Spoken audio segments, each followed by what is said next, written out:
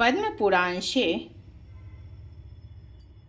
श्री राधा कृष्ण की कहानी दर्शन सुने, प्रेम से बोले हर हर महादेव, राधे राधे, कृष्ण कृष्ण। पार्वती जी ने पूछा भगवान भोलेनाथ से कि भगवान अत्यंत मोहक रूप धारण करने वाले श्री कृष्ण ने गोपियों के साथ किन किन विशेषताओं के कारण क्रीड़ा की, इस रहस्य का मुझसे वर्णन कीजिए।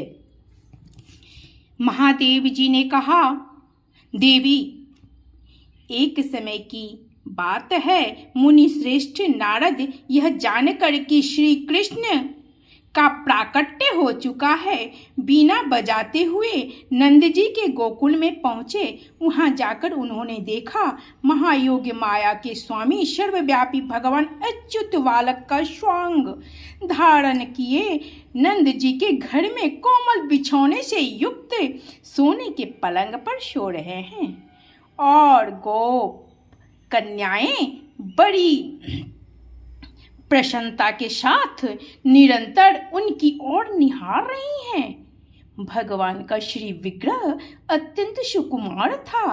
उनका काले काले घुंघराले बाल सब और बिखरे हुए थे। किंचित किंचित मुस्कुराहट के कारण उनके दो एक दांत दिखाई दे जाते थे।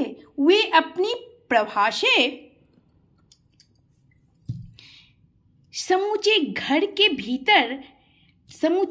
के भीतरी भाग में प्रकाश फैला रहे थे।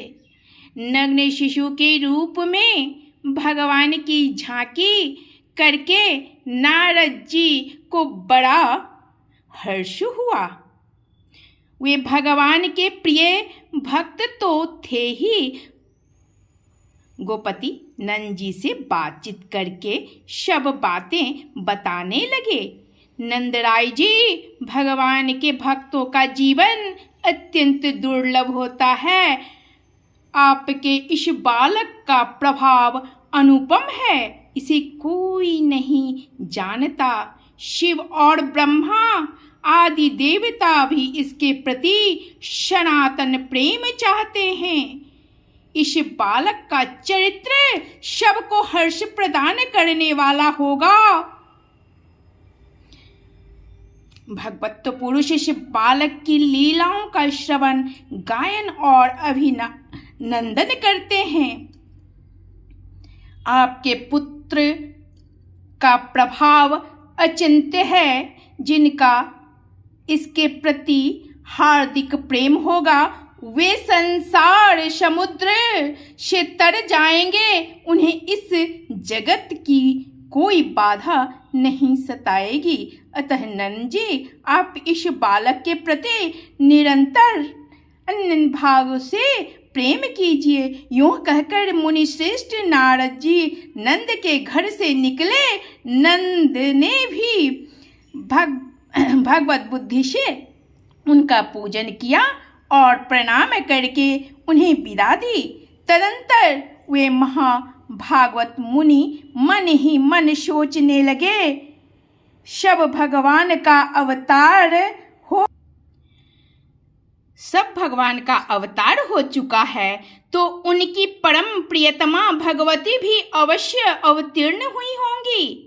वे भगवान की क्रीड़ा के लिए गोपी रूप धारण करके निश्चय ही प्रकट हुई होंगी। इसमें तनिक भी संदेह की बात नहीं है। इसलिए अब मैं व्रजवासियों के घर में घूमकर उनका पता लगाऊंगा। ऐसा विचार कर मुनिवर नारद जी व्रजवासियों के घरों में अतिथि रूप से जाने और उनके द्वारा विष्णु बुद्धि से पूजित होने लगे।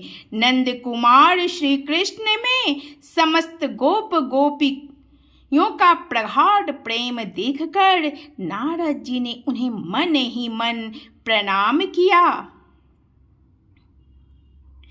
तदंतर बुद्धिमान नारद जी किसी श्रेष्ठ गोप के विशाल भवन में गए। वह नंद के सखा महात्मा भानु का घर था।